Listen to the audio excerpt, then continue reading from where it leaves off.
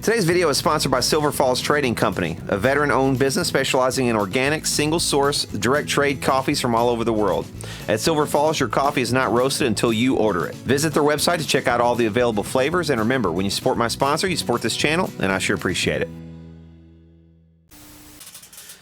Alright guys, next thing I wanted to show you is the guitar of the week, and the guitar of the week this week is going to be this guy. This is a pretty rare Danelectro made Silvertone model 1444 bass.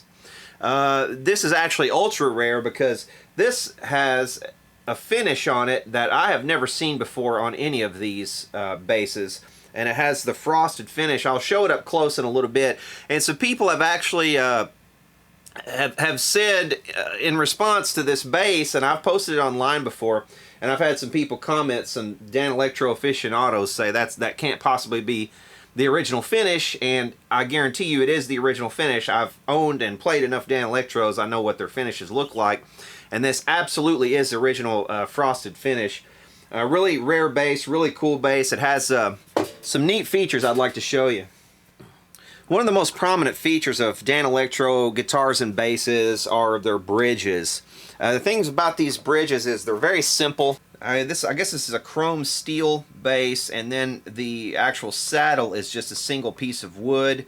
And this is the same way in a lot of their guitars as well. The wood is movable. If you were to take this whole thing off, you would see underneath there's a screw, and you might be able to see it down in there. You can see this slit right here. Well, that allows the saddle to actually move whichever way you want to put it, and you can tighten it down and stick it in place, and it will stay. So you can intonate these instruments. This isn't this isn't just some student thing that you can't play on a stage. These can be intonated, and they can be adjusted, and they can be played on stage. These screws here are responsible for moving the strings up and down, and you can adjust the pitch, that forward backward pitch, so you can get break over the saddle with this screw in the back. So they're fully adjustable. What I wanted to do today actually with you guys is change this pickup, and the reason I want to change this pickup is because this one is not original. This is a Chinese replacement pickup, and I had to replace it because my original pickup that I got with this thing, I'll show it to you here.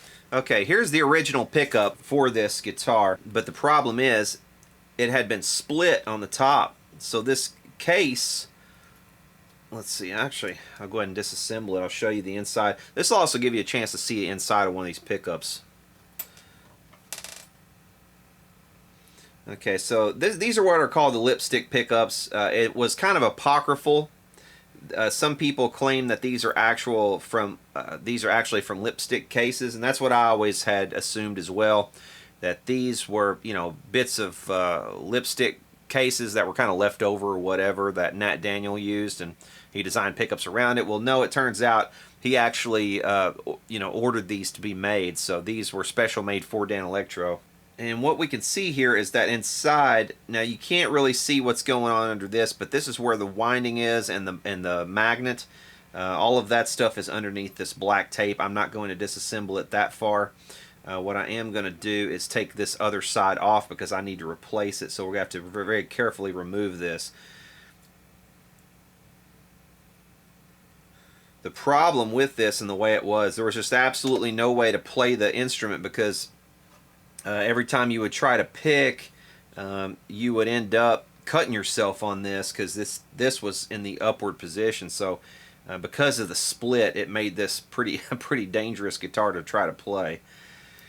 It broke my heart to do it, but I could not find another pickup at the time that was just a really good replacement that wouldn't be too expensive for this type of pickup. I did find the Chinese ones, although the mounting system in the Chinese replacement pickup was not the same, so I had to actually remove the mounting system from the original pickup and modify the Chinese pickup so that it would use that original mounting system. And I'll show you the mounting system here in just a little bit. And the mounting systems on these are really ingenious, but you can see what has happened to this half.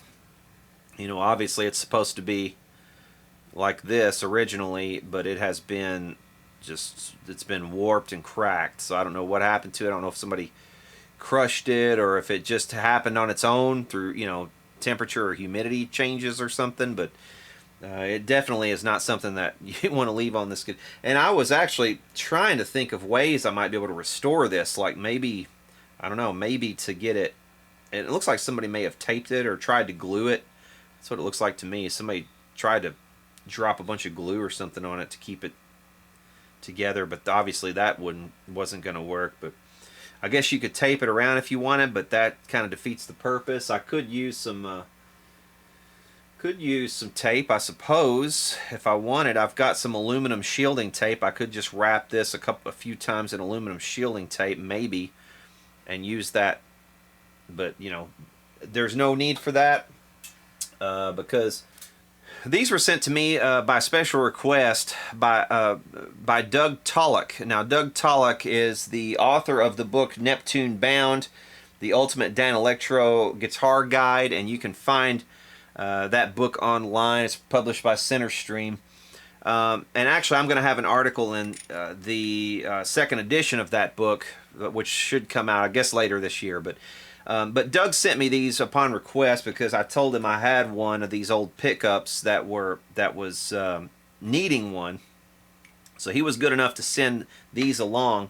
These were made, he said, on the same equipment that the original ones were made on, and he now owns that equipment, and he got it from the estate of Vincent Bell himself. So very, very cool story comes along with these replacements that he sent me. But and he also sent me one of the reproduction pickups that he himself made, and I had intended on installing this reproduction pickup possibly in this until he said that he made the cases himself. And I asked him, I was like, well, you know, I need a replacement case really badly to replace this, you know, to restore this old original pickup, and he did send me these, so he was good enough to do that, and I really appreciate it. He says he does not sell these normally, but he sold me a pair of these because, I guess because I'd written a chapter in his book. So, but yes, we're gonna absolutely restore this pickup, and while we have it out, we'll sort of compare the Chinese pickup and Doug Tulloch's reproduction pickup and the original pickup, and see what the differences are while we have this open. If we turn the guitar over, we can see on the back side here we have some screws.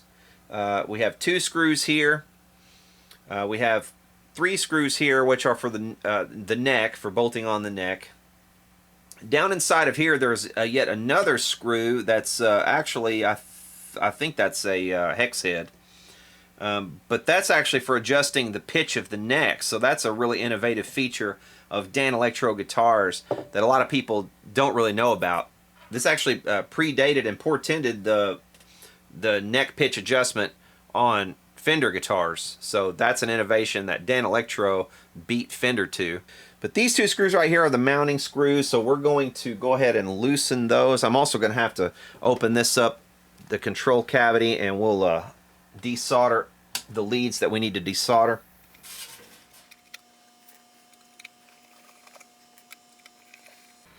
You can see here that the back door is not made of any kind of plastic or anything like that. It's made of actual metal, which will shield everything. So that's cool. One upgrade you could do if you wanted to while you're in here, you could remove the controls and put some shielding tape down underneath the controls. But I think it actually already has some shielding tape. It's just been painted over. It does. It already has shielding. It's just been painted over. There's shielding right there. So that's good. The date code on the pot, 1965, 41st week right there. Can't really see the other one without cleaning it.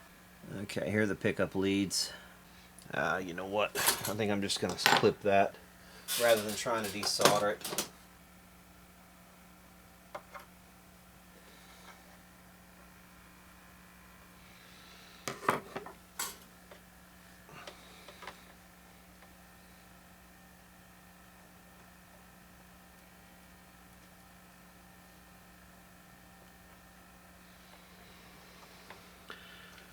Okay, so there's the lead desoldered. Now we can bring the pickup out.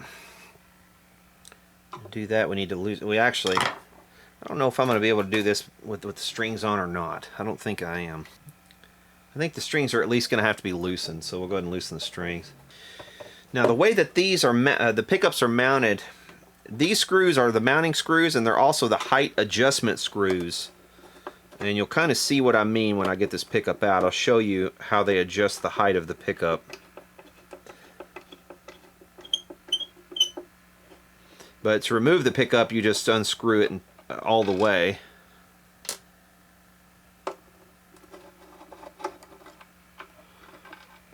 Okay.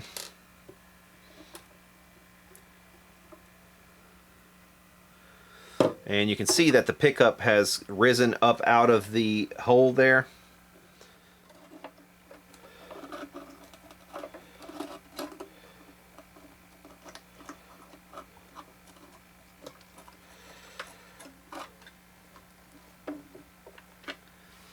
Alright, so what you can see here what's going on. Very innovative design on the mounting for these. I mean, just really, really ingenious. What he has here, and this is very similar to the reproduction by Doug Tulloch and his reproduction pickup, except he has replaced these bent pieces of steel that are mounted on, or these aren't steel, excuse me, those are actually brass. So there's two bent pieces of brass, and what happens is, of course, these are going to push against the bottom of the guitar and they'll spread out. Whenever the screws are tightened, it lowers the pickup. When the screws are loosened, it raises the pickup, just like so. And what Doug has done is he has replaced these. He's replaced these springs, this spring system, with some regular coil springs, but it does the same thing. And I can absolutely tell just by holding Doug's reproduction pickup, the weight of it, comparing the weight of this to the weight of this Chinese thing, that this is a much better pickup, probably a much stronger, heavier magnet, and just an overall better feel to it. And also, I think it was made of plastic rather than metals, and we'll see in just a second. I can't recall for sure, but I think this is made of plastic, and I don't know if it's able to come apart. I can't recall for sure. Let's see. Also, the mounting screws are different. These are bolted on, but I am going to need to remove this bracket to put back on the old. To put back on this old one. I think before we remove that, I think what I'd like to do is see if these new. I'm going to replace both sides so that they match. But I'm going to see if these will even fit on here. Let's see. You can see the size of the holes in the original one. And the locations are different from Doug's reproduction. So here's Doug's reproduction with the smaller holes. And here are the large original holes. I think I might have to drill these out and enlarge them. Especially if I want to get the lead through. Because this lead right here is thicker than the lead that he uses on his reproduction. So I think I'm definitely going to have to widen this hole. Also, the original screws that mount this pickup are this size, and that's larger than what's here. So I'm going to have to enlarge those as well. So let's get out the drill bits. These probably 1/4 inch, I would say, something like about 1/4 inch. Yep, it's exactly 1/4 inch.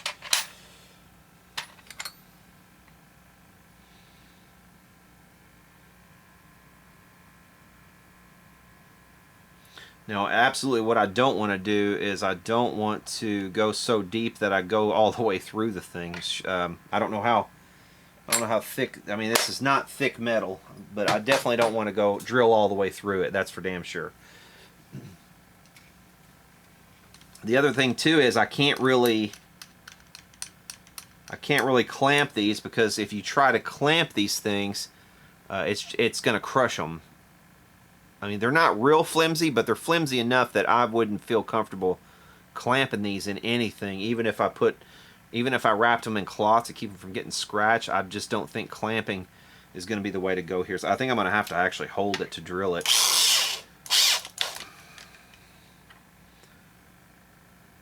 Okay. Now on one side I only need one hole enlarged, and that's this one for the screw. So I'm going to enlarge this hole right here on this one. So we'll see how this goes. Let me move the guitar while we do this. Okay, I'm just going to go slow and steady with this. I'm not trying to win any races here. I don't want to screw anything up.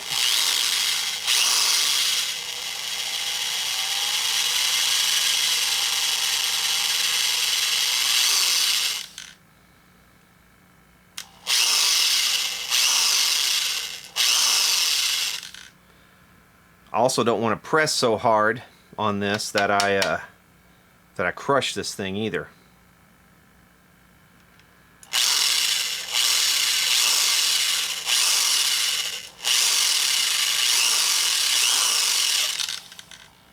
All right, there, we're through.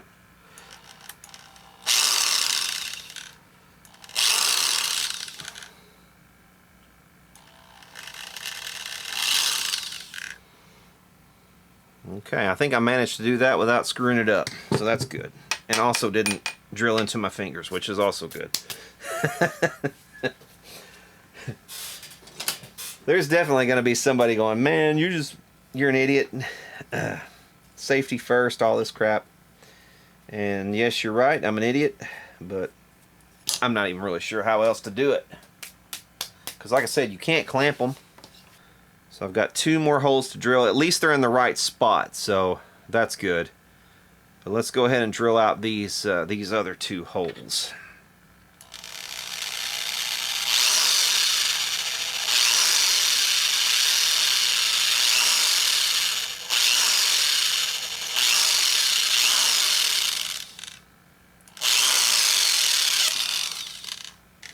Okay, so that one got caught and screwed up a little bit, so I'm gonna have to. I think I might go to this Christmas tree bit and use that first rung of the Christmas tree bit, because I think it'll be easier. I think it'll be easier to get it to not bite on me.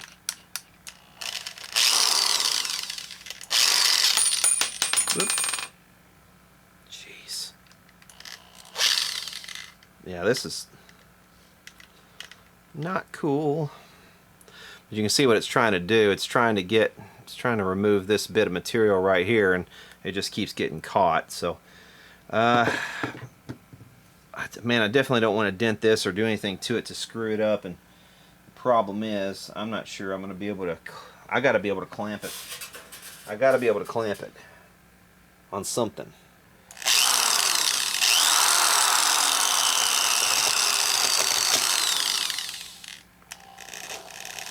There we go.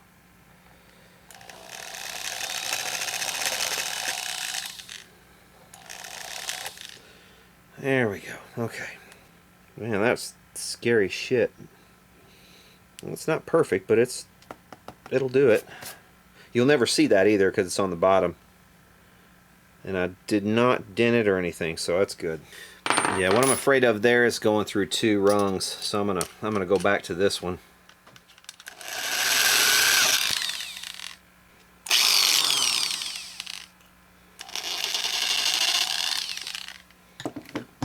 Okay. And I didn't misshape it, so that's good. See, I kind of got into it in a weird way there. Let's see if maybe I can smooth that out a bit.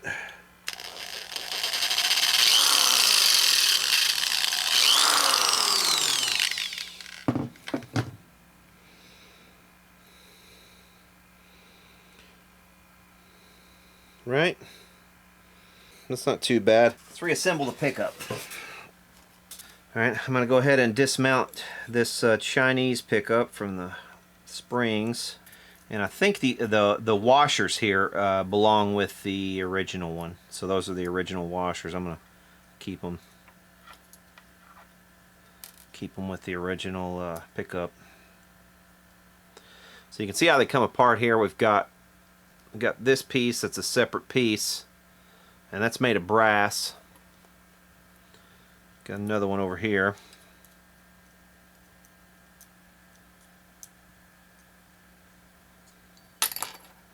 Right. And this is the bracket. I don't know what I did here. I think I did that. Oh, I just did that to keep that out of the way. I taped it to keep it out of the way, probably.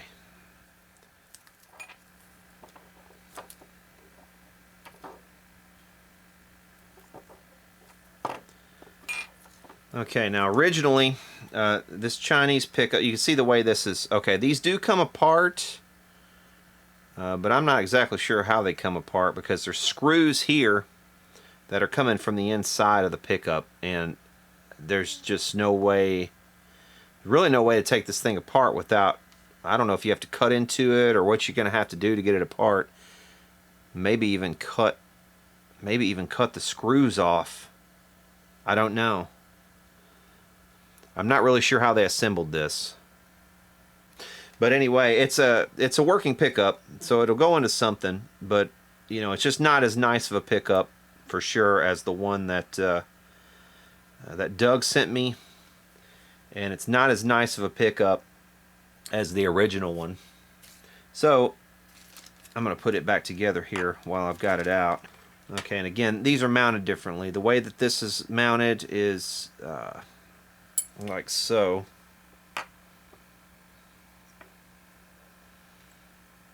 All right.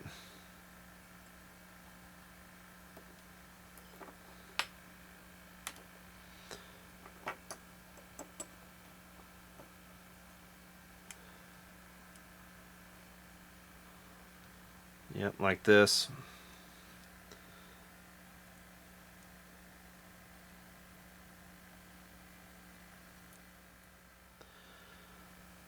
Just like that.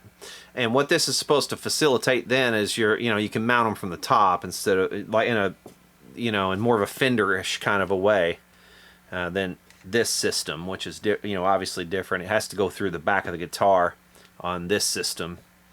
And they also, when you buy these Chinese pickups, they also give you the mounting hardware for top mounting as well. So I'll keep that. I'll file that one away for safekeeping. Maybe I'll put it in something eventually. And it is a pretty good sounding pickup for what it is. I'm not knocking it. But like I said, just the quality, you can tell the quality is not quite up to par with what Doug has made and with what the original Danelectro one is. Just the sheer weight of this thing, you can really tell, is a lot different. Okay. So we'll feed everything through.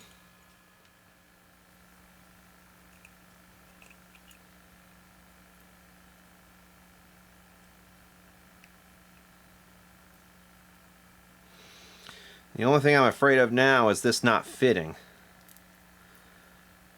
Maybe this won't fit inside of this. Man, I hope that's not the case. It's a tight fit for sure.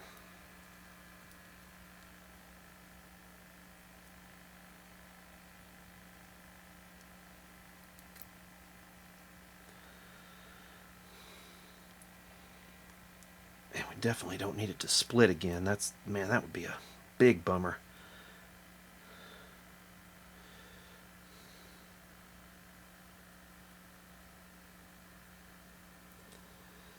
Okay, I'm going to have to tap it gently here to get it to go in.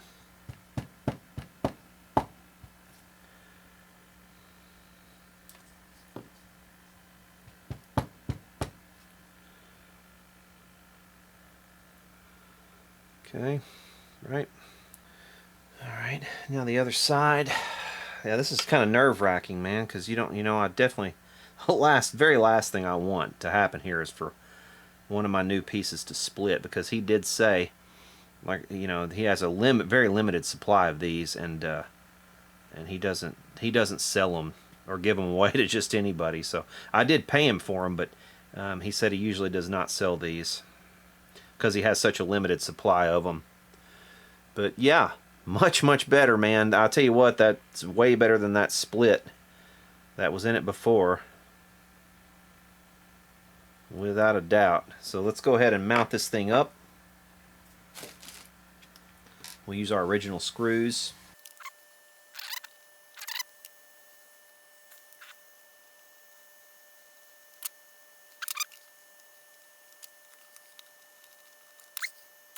And there we go. Fantastic. Restored Danelectro pickup. Let's get it back in the base and give it a listen. Now, you know, before we put these back up, I thought I might as well go ahead and compare the DC resistance. It tells me already on this one, the one that Doug sent. And these are called, by the way, these are Nep-Tone. And they're named after Nep-Tone, which is the city in New Jersey where Danelectros were originally made. So his pickups are called Nep-Tone. If you want to look him up, you could probably find him there, or under Doug Tulloch. And that's Tulloch. And he makes these replacement pickups. And I think he sells these. But very well made. And he has here everything listed. 5,800 wines, the number of wines. It also has the DC resistance labeled here, so it's 4.9K, and we're gonna check these other ones as well. Let's check the original one, see what it is.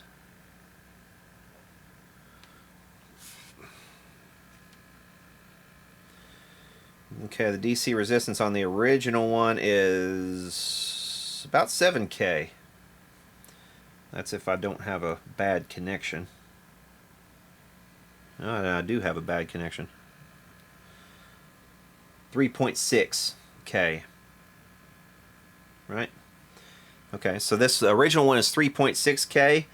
His newer one is stronger than that in terms of DC resistance at 4.9K. Now that doesn't mean the output necessarily will be stronger. It just depends on the how everything interacts within the pickup. The magnet has a lot to do with it, the strength of the magnet. So that has a lot to say as well. But I'm going to have to actually strip that wire again because I stripped it, or snipped it rather. So that will give me a chance to try out these things again. See if I can do any better. Let's see.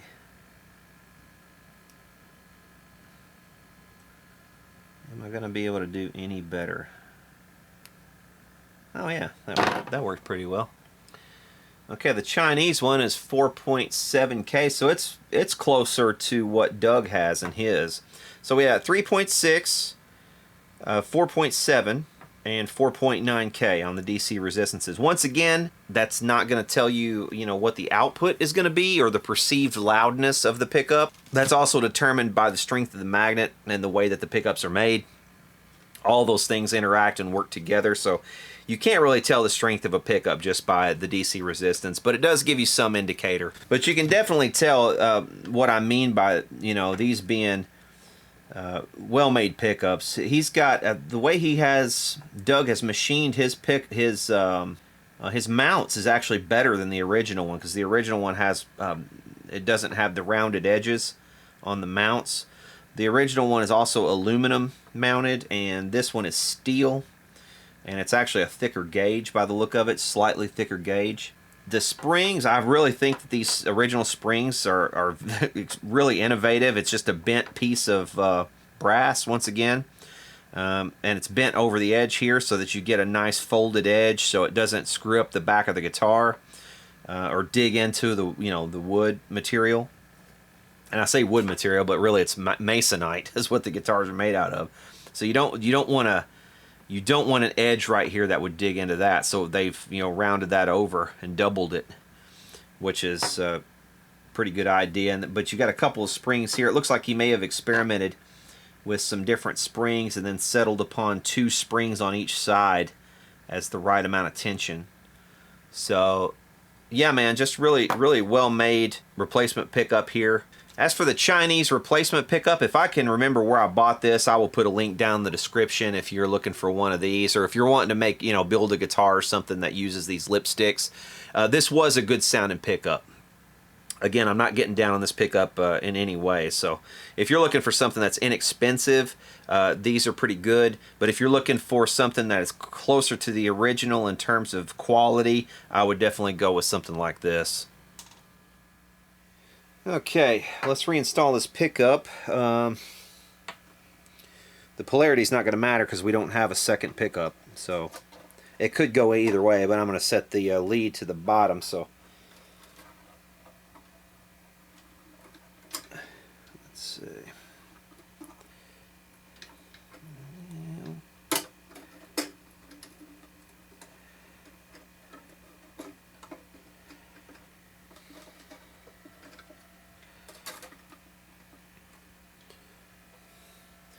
Alright, now the screw holes should pretty much line up, but yeah, I'm going to have to hold it to kind of get them started.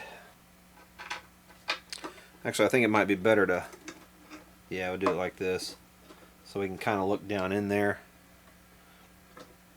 So I'll put the screw through and then just kind of set that on top of the first screw, and I'll get it started by hand. Yeah, that works fine, and then I think I can do the same thing with the other one. Just get it started by hand. The second one should be a little easier.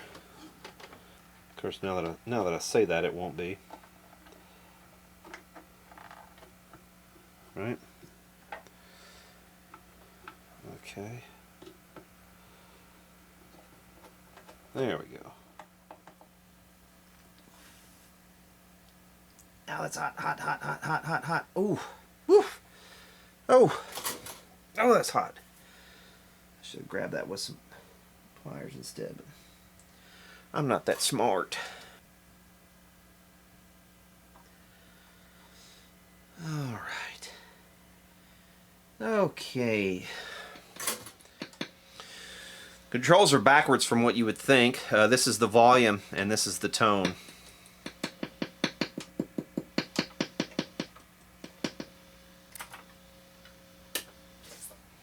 Looks great. Definitely looks the part. Looks original. I'm very happy with that.